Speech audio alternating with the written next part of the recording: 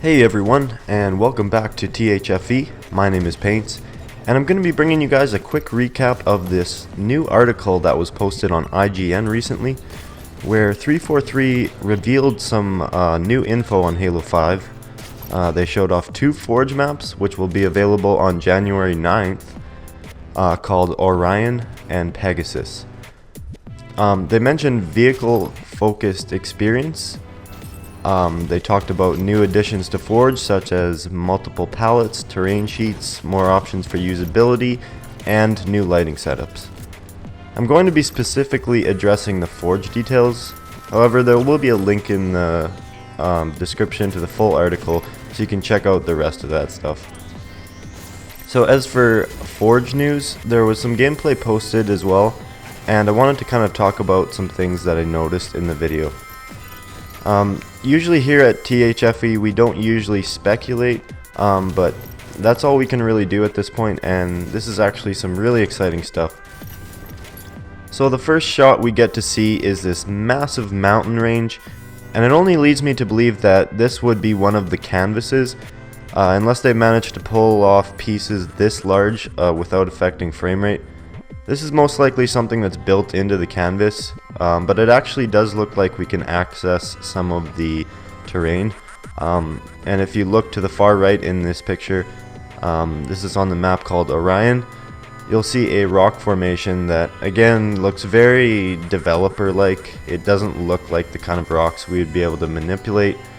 But what's interesting is how natural the map looks, kind of built onto the side of the mountain. And some of the rocks in this picture actually could be Forge pieces. We do not know that yet. Here we see what appears to be sand. This again could be the canvas itself, similar to the flat beach space we had on Forge World. Or it could be a new terrain piece they've added. They did say that they're going to have brand new terrain sheets. So here you can see bridges are back and are looking pretty darn clean. You can also see the ocean in the background and more of those massive rocks. Now here we're taking a look at Pegasus, and I want you guys to take note of the presence of all these brand new circular pieces. This is really great because it just gives the forger so much more options without having to use like 700 blocks to make a circular shape. Now the only thing that worries me is that people need to know how to use them right.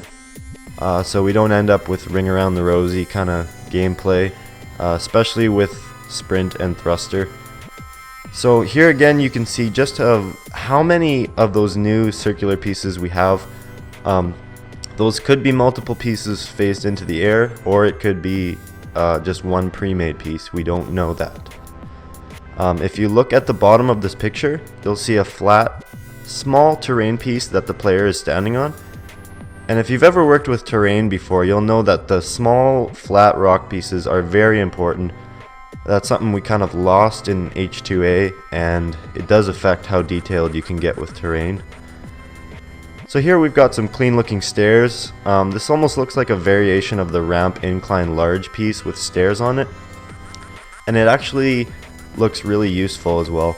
I know that functional stair pieces were pretty hard to come by in the previous iterations of Forge. One more thing that I noticed in these Forge maps that they showed off, if you look just above the radar in the HUD, there's callouts.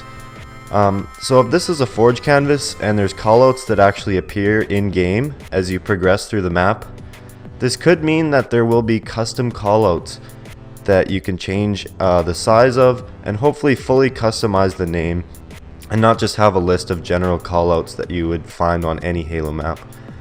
Because I know there's been some pretty hilarious callouts in the past on some Forge maps, and that just makes the game much more fun, especially when you can call out and work together on a Forge map and still have a ton of fun. So as far as the multiple palettes, terrain sheets, and lighting setups, it's really too early to provide any details, but just the sound of those 3 things are awesome. So hopefully we can change the time of day and all that, but again, I'm not going to get too far into that stuff because nobody really knows for sure what those features will entail exactly. I can only assume that they will be great additions to Forge, and hopefully this will give us much more options when we're building. But that pretty much wraps it up for the article.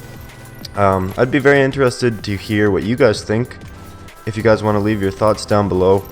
But other than that, this has been Paints with the Halo Forge Epidemic. Stay tuned for map features, tutorials, and all that good stuff. And I'll catch you guys in the next video.